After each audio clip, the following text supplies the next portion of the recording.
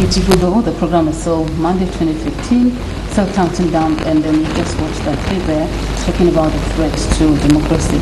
And right now we're being joined in the studio this evening by the Executive Director of Social and Economic Rights Action Center, SERAC, Mr. Felix Morka.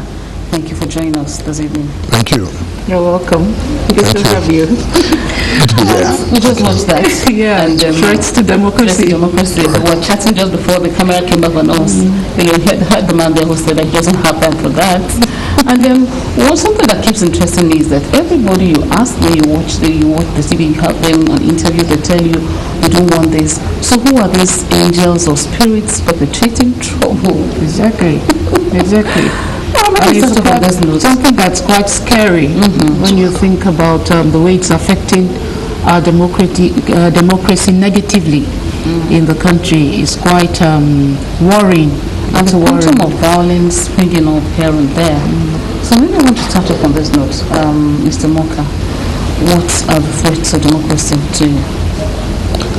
Well, thank you very much. For me, first of all, I think the major threat that we face today in our effort to consolidate our democracy is really, what I would call, human insecurity. It's not so much about the physical insecurity that we all face, but I think that insecurity itself is a result of the failure of, I think, the country to, protect the well-being and the welfare of the people. People feel already very unsafe. Somebody who has been out of school for 10 years and is still jobless feels already very insecure. And those who are working, who find that their income is unable to actually pay the bills and to sustain them, also feel very unsafe and very insecure. And then if you look at the teeming population of our people who are unemployed, then clearly people are going to take to all kinds of vices. They're going to steal, they're going to rob, they're going to be easily drawn into terrorist activities and all of that. So I think that the essential issue here that we are dealing with is that of the individuals in the society who don't feel like there's enough for them to keep them engaged, keep them productive every day, and to keep them really striving to be happy and to be better in society. But otherwise, I think that for the ordinary person, I think the serious unsafety in the streets. I mean, you walk through the streets, you just feel this energy, this incredible energy of people, because everyone is like competing with even a stranger. You don't know them, but you're competing. To get transport, you're competing. I mean, there's so much anxiety, so much tension in the land. And which is why our political leaders need to just take a break, take a deep breath, and really ask themselves that critical question. Why exactly are they in this business of government? Why do they strive so much to be governor and to be a councillor and to be assembly people? What is the driving force? I think that if that question is answered and resolved positively by them, then hopefully when they go into office they go there with a purpose. But right now, I think people are just saying that there's not enough coming out of the government. All right, people. So that takes us straight into our discussion, because we are talking about good governance in Nigeria. But first of all, let's look at it this way: good governance. Because like we were saying when we were chatting at the beginning of the program, was like children who are born from late 80s to now usually feel that when grown-ups talk about Nigeria in those days, it's like, no, you can't be talking about Nigeria because it's a different ball game. Things have changed completely. Now, looking at it now, the backdrop of what we have, how would you define good governance? Well, again, if you look at our constitution, it talks about the well-being of the people, the welfare of the people being the primary purpose of government. That is the whole idea why you have government. Otherwise, actually, some are arguing that we abolish government because government appears to be failing severely to ensure the well-being of the people. But the fact is that governance is supposed to be that system that helps to deliver good quality opportunity to people, services, and deliver it equitably, irrespective of who you are or where you come from. A system that actually puts a lot of emphasis on just using resources available to all of us to provide the most for all of us, not using our common resources to provide a whole lot for a few people. And I think that's where we're getting it wrong. So yes, that's what good governance is supposed to be. So all of this democratic structure is supposed to make it possible, to make good laws, to make laws that are in the best interest of the people, to actually, in the executive branch, develop policies that translate ideas to meaningful benefit, tangible benefits for people, whether it's in education or healthcare or roads or whatever. But what we're finding is that it appears as if those who have taken power, completely transform the meaning of service. It's about service to self, not to the people. I'll give you an example. Where I come from a place called Abo in the Castle in Delta State. When I was growing up, yes, we had water, pumped by the state. Yes. We had power. I remember that. We had, my road was paved and we had street lights. Now, as a child, if you don't have a clock or a wristwatch, once the street lights come on, it's 6:30 in the evening. And before there's a power cut, there was an announcement. Even in that, the humble town in Delta State. But if you look at it today, the funds, the money that's available to that local government, when the local government was 2 in 1, before it was split into 2, the funds available to just one part today is, multiples of what was available to the entire part of the local government then. And services were available. I mean, good quality services. My street was paved about 55 years ago, but today there's still no pothole. But today, roads that are built with 50 billion naira fall apart within 2 months. Something is wrong. Because, I just have difficulty believing that we're using our resources to the optimum, to the, best possible extent to provide services to our people. We're not. We're not justifying the resources we have, and we're asking for more. So when you have all this debate about revenue allocation and all, but people want to kill each other because of that, question is, even the one that's available, to what extent are you using it to deliver services to the people who need those services? So, it's a huge challenge, and I think that's why this election 2015 is so crucial. Because 16 years now of this dispensation has given us time to really reflect on whether or not the women is done well. In 1999, it was fresh. 2003, excuses were okay. 2007, let's give them another chance. 2011, and now 2015. Still the same story. Actually, it's getting worse.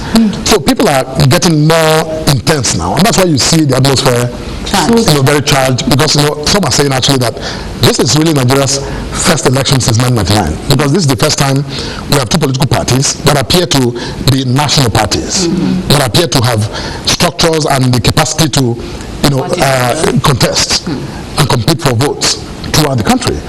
Because otherwise, since 1999, it was really now for a one-party system. But now there appears to be a viable opposition in place. So how we deal with it, I think we define our path to the future. All right. Mr. Morka, thank you for that explanation. Now, I want to refer you back to the few things you said. You talked about policies in those days that stood the test of time. So what do you think is wrong? Why are policies failing now? You talked about manifestos. Politicians come up, they talk about manifestos. This is they come up with blueprints. This is what I intend to do. And you know that they have done their homework. They have papers to show for it. So how come these policies fail along the line? Now, okay, 2 things. Actually, we have a very flawed policy-making system across, all the levels of government. What we call policies are mere declarations. Half the time, some of the policy objectives that are set out by the government are not backed with a plan for implementing them. So they are announced, and everything is very ad hoc. Okay, everything is very tentative. We appoint people to implement policies, people who know very little about the policy they're supposed to implement. Not people who come with a high dose of experience or expertise information and information they require. And what is worse is that quite often they don't have the will to go out there to actually seek that information and to process it and and distill that knowledge they require to make this thing work. And we also, our culture here is very tentative. Everything is now. We do it now. The governor is there now. He wants this done now. We have very little long-term thinking and long-term planning. Businesses like Coca-Cola and other businesses, whatever they are, the reason they're in business for a long time is because they plan strategically. They plan for, certain eventualities. They plan for, the next 5 years, the next 10 years. But, I was addressing the UT, in Delta, in Casa in Delta recently, and I asked the question, how many of you principals who are here have any sort of, plan for how you maintain or develop new facilities for your schools? They started laughing. For 15 minutes, they were laughing. But an average school in Gabon, an average school in somewhere in South Africa has such a plan, because people know that over the next 5 years you're probably going to expand your school population by so much margin, and you need to plan for how you accommodate them. Where is the money going to come from when you hit that level? Those kind of thinking. How do you sustain it? How do you maintain the infrastructure so that it's not run out and become completely unworkable? So my point is that policies are failing because we're not thinking enough and we're not planning enough about how we actually implement these policies. Now, is it that we're not thinking enough, or do you think corruption is actually seen as a problem? Because if you come up with policies, that means you're thinking about them, and then they're laudable, and then you know that this is what these people need. I want to think it's corruption, because if you have a blueprint and you say, I want to do this because this is what you need, which indeed is what the people need. If you look at some of those plans, they really are laudable. Yes. But somewhere along the line, they just miss out on it and nothing gets done eventually. Yeah, no, you see, the point I'm making is what we often call a policy or a plan.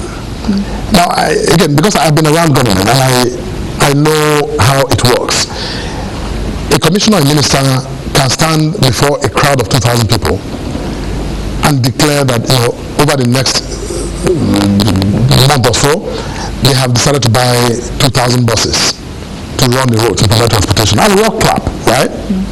Okay, that seems like a plan, a transportation plan to get people to actually move around.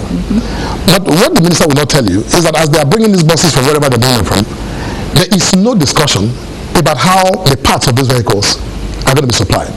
Then the credibility comes in here. The politicians have credibility then, because she said something at the beginning of the discussion, that people have lost faith even in politicians. We don't trust them anymore.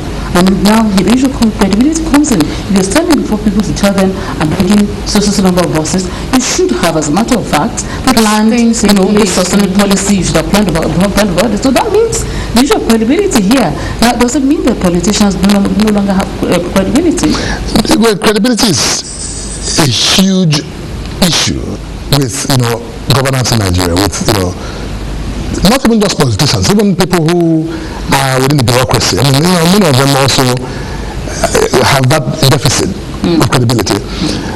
But before we get to credibility, really, the point is that when you create that transport system and you have not planned, how you maintain that fleet, okay, how you ensure the sustainability of that investment, then you have actually planned to fail. And that transport system is going to fail at some point, because at some point you're going to begin to cannibalize your buses to fix the ones that have problems. This one comes in has a tire problem or a rim problem, another comes with an alternator problem. You go into this one, you take the alternator to maintain this one, because there's no system on the ground. My point is that this is what goes on. Why, after a while, after all the media and all that, everything begins to take a nosedive. Or you go commission 10 boreholes in a village, and at the end of the day, there's no maintenance plan. And at the end of the day, they fail, and there's still no water.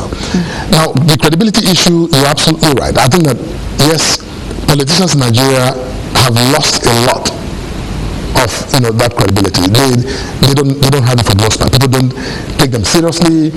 When people think they say one thing, they do another. They tell you they're coming, they're actually going. They say, okay, we know all that. But this morning I read an analysis about our two presidential candidates. They had everything to say about both of them. And at the end of the day, I'm like, these two gentlemen, they're Nigerians. If we don't like the two of them, let's go import a president. Let's find somebody from somewhere and bring him who has all the things we need to actually be the president. In other words, these are the two men who have come forward. At least in the I know there are other candidates, but the two major ones. And if you think that they're not good enough, you see, for now, someone has to be president of this country at some point. If it's not the two of them, then let's take from the other long list of people who are there. But the point is that a Nigerian has to be the president. And if within a political class they're so discredited that we don't even trust them at all, then we must begin by electing someone and actually as citizens to discipline that president and all those who work with him or her. Because we the citizens, we have also, I think, allowed our citizenship to be eroded by the government. We have submitted so much to the government. We have also abdicated our own responsibilities as citizens. We mind of our own. Absolutely. And we let things roll. It's like we accept everything they give to us, and we don't ask enough questions. We don't insist enough. And then the politicians are about now campaigning.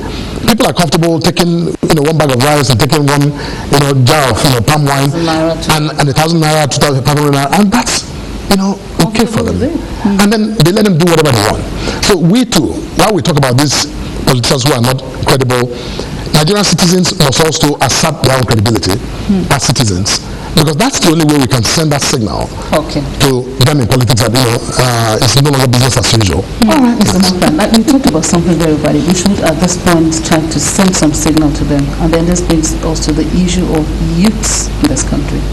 And we also talked about youths who, for example, have been out of school for 5, 6, 10 years. They don't have anything doing. How will such people maintain the sanity they have in this present day and age in Nigeria? No, actually, I feel really sorry for our young people. I think that before their very eyes, their future continues to be compromised every day. It's not just the unemployment. It's the fact that no one actually seriously wakes up in the morning worrying about our young people. Nobody seriously wakes up worrying about how do we create that environment for these young people to actually flourish and to thrive and to apply themselves, create jobs, create wealth for them. Which is the reason why they're everywhere. And in many communities, they look very lost in that direction. Even basic recreational facilities are no longer available. In many of our town centers, city centers, areas where youth will normally go spend their energy and throw themselves around, just play soccer and run away time. Increasingly we are cementing everything by allocating these pieces of public spaces to people to build, and all kinds of things. I think that the next government that is incoming, irrespective of the party that actually produces the government, they have a serious duty to work diligently to provide some type of hope for our young people. Because the hopelessness is the reason we have a lot of recidivism in the system, where people are taken to all kinds of things. You go to, I don't care the community. You find serious, in my own community, there's been a lot of tension recently, a lot of killing. Everywhere. Everywhere. I mean, you open the papers and you just hear people wasting lives for nothing. Because you know what? Already, they just see that, there's really no value. They're losing that hope, which is key to live in. And I think that our political leaders have to do so much more. Create, this whole idea of people taking money and stashing away. Even if people, do horrible things, and I hope that the system at some point will catch up with them, but at least, invest these monies and create jobs for people to do. If only they would do that, I think things will be so much better. Yeah, absolutely. All right, our program is Monday 2015. We're discussing good governance. We will have a break now on the show, and then after this break, we'll be right back. So Monday 2015, and we're discussing good governance in Nigeria, and we have in the studio this evening Mr. Felix Morka, the Executive Director of Social and Economic Rights Action Center. Welcome one more time. Thank you. Now, during the break, while we had the vox off, you are watching intensely, and at a point in time, you sighed. That's right. You sighed. What was on your mind? What was going through your mind? You just hear people speak so emotively about the difficulties, about the challenges they face every day, about what they're struggling with. Just the challenge of living. Living is not supposed to be this, difficult. It's supposed to be fun as well. And the government, is supposed to be in the business of making it easier for people to actually live. And what the point one of the respondents was making was that, yes, government jobs in the ministries, it's not exactly the best jobs ever, that's possible to get. But that if the environment is, healthy, where you have, good roads and electricity and, security, that people will be able to create wealth by investing in businesses. Now, if you go to the banks, for instance, to take a loan of 3 million naira, most banks in our country will tell you they don't make loans of that size. But if you want 30 million, they give you. But the majority of our people, of our women, for example, in our different towns and villages, are looking for even 50,000 naira to start up a business or to sustain their businesses and create some wealth for their children and their families. But when your banks decide that these people who need macro finance don't qualify, then there's a problem. It's a failure of the policy at that level in the country, where banks feel like only the millionaires and the billionaires qualify, are eligible to actually because they tell you that the same cost of making a loan of 50,000 is what it costs to make a loan of 500 million. So they prefer to make 500 million, and that's why when the defaults come, these banks also fail, because they concentrate all of their money in a few hands. The effect come whooping on them. Absolutely. So the point I'm making is that people are actually stranded in our country, and I think that I hope that 2015 will bring in a new consciousness, because quite frankly, this is really the first election since 1999 that politicians now across this country are sweating to get through. Already, it was difficult enough at the primary level, and I think it's going to even get more difficult at because before, if you were a minister in government and you leave and you want to go get a ticket for governor, it's like a piece of cake. But now, I think we're finding that it's no longer a piece of cake, because people actually, raise the questions and say, look, what, as minister, what did you do? So why are you coming here to actually be governor in my state when, as minister, you didn't really justify the portfolio you had as minister? So, to me, I'm seeing a radical shift in even the consciousness of our people. So, because what we fear now as, oh my God, 2015 is coming, or the election is coming, is the heightened consciousness amongst our people, and it's a good thing. I think we need to just manage it creatively so we don't, implode the country. But if we get beyond this, politicians, I think, are about to be served, some lesson in democracy.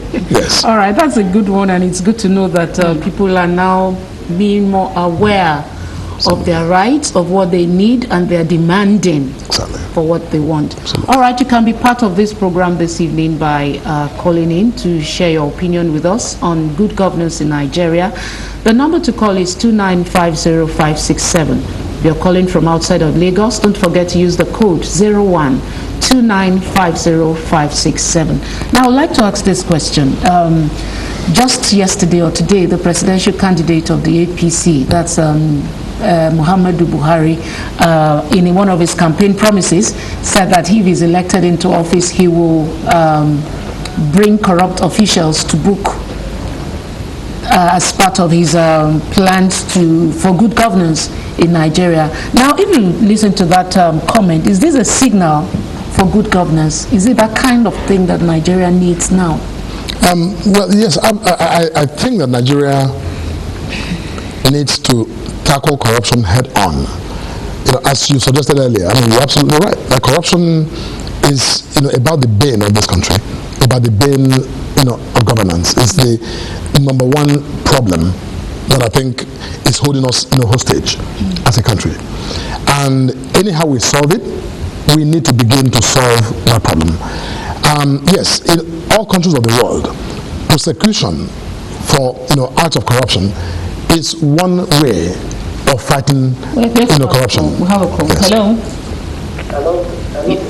Good evening. Who's speaking and where are you calling from? Adewale, okay.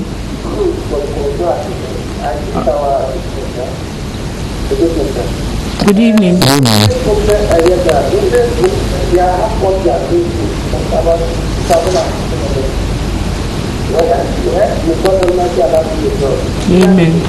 Apart from this, we have about the vice president, either APC or something like that. The matter that if they elect as the president or vice, they regret the corruption and the corruption against the years to clear the assets. Now, they have to clear their assets well. These people are thinking of that. There is no problem anything. There is no problem. Let us think for our head in the Nigerian narrative. Not now talking about people or anything else of any party. Let us have them. Let Nigerian people wake up. Let Nigerian people wake up. Our rich man, no. They are moving to America or the back.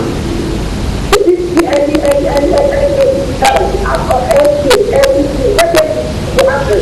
Even this Jonathan. We are beginning now. Thank you. All right, so he's talking about having them declare their assets, even up to the presidential level. That there's too much corruption in the system. That's what he's trying. No, absolutely. He's absolutely right. I mean, the law requires that all 7 public officers, declare their assets. How many of them actually do that? They do. We've heard of politicians who did declare Yes. at the beginning of the administration. Absolutely. And who goes back to it? That's a good point. They don't even go back Absolutely. to it. So what difference will it make even if they don't now? But see, again, it's important because the law says so. Right. And it's also important because it's a good thing for those who go into public office to declare their assets so we know what they're worth before they go into office. And at some point, it's easier, especially now that I think, regaining our consciousness as a people, to interrogate them after they leave office, to also see, the extent to which they abused, their office. They've acquired wealth, especially illicit wealth, because, Okay, let's yes. take this call. Hello, good evening. Good evening. Hello, good evening. Yeah, who is speaking and where are you calling us from? Hello? Okay, I think we've lost the call. All right. Yes, I was making the point that, with respect to the declaration of assets, that it's mandated by law that, all public officers declare their assets. And I think that it's a bad example when those in high office, especially at the presidency, simply, refuse to declare their assets. It's wrong. You send the wrong signal to people. Because, yes. Hello? Good evening. Who's speaking? Good evening. Good evening. Yeah, my name is Felix Morka. Okay. From Ogba. All right, sir. I like the discussion concerning corruption in Nigeria. I believe in last time we saw that Buhari coming to discipline those who make corruption in Nigeria, which is very okay. We are all poor people. We want Nigeria to be corrected by the bad leaders. They look at corruption in Nigeria. This is not how the president right for that today. But by the time the president came to power, we started 20 billion dollars with this today, and that was this is airway, and that was from the social plan. Nothing to do for it. Why are we feeling like this? We need a test. So we need a test in Nigeria. Papa to say what to put the corruption, let us do it. Let us do it and put that to work. Thank you very much. All right, thank you. Thanks for your contribution. Yeah. All right. So everyone is happy that corruption needs to be nipped in the bud, and well, we just want it so that Nigeria can go forward. Absolutely. Absolutely. Yeah. I think we should talk about the youths. With this development, do you think the youths should have hope in the future of democracy in Nigeria? Well, first of all, the youth themselves must understand across this country that they have power in their hands, and that they need to, be purposeful in their engagement, during this political season, because oftentimes a lot of the violence you witness around elections are perpetrated by youths who are often misled and purchased because they are idle and because they are expendable, are purchased and engaged to perpetrate acts of violence, sometimes that cost them their own lives. Now, what I say to them is that they must realize that there is no amount of money that is worth your life, because if you persevere and work hard and actually also contribute meaningfully. We have a call there, sorry. Yes. Hello, who's speaking? Good evening. Who's speaking? I'm working with you in discussion. All right. And I've always wondered what actually we say when we talk about corruption. And particularly when we hear the political parties talking about corruption. I wonder what behind the actual Nigerian. Because this is good part to the game. There is so much that is left to be desired as far as the person of value is concerned. However, the issue of corruption is the thing of the mind. It is for those in government or those not in government. The truth about it is that if the person is not disciplined enough to say no to the wrong thing that happens around, for example, a young man working on the road sees a young girl and he goes to desire as political or any corruption. So if you say about corruption, it is a thing of the mind that affects actually everybody. Because of government, So I really want to look at this case. This is just when I think of Buhari or APC or let it be that if we want to fight corruption, we must have into one. From our own level, from the own level and the other level to get the fight. We can't have this when we are fighting corruption. But as long as we don't have the implementation of fighting corruption at the individual level, I don't think the government is any of the government, whoever it is, the government is strong enough to fight corruption. All right, thank you. Thank you for your contribution. It sounds like a philosopher.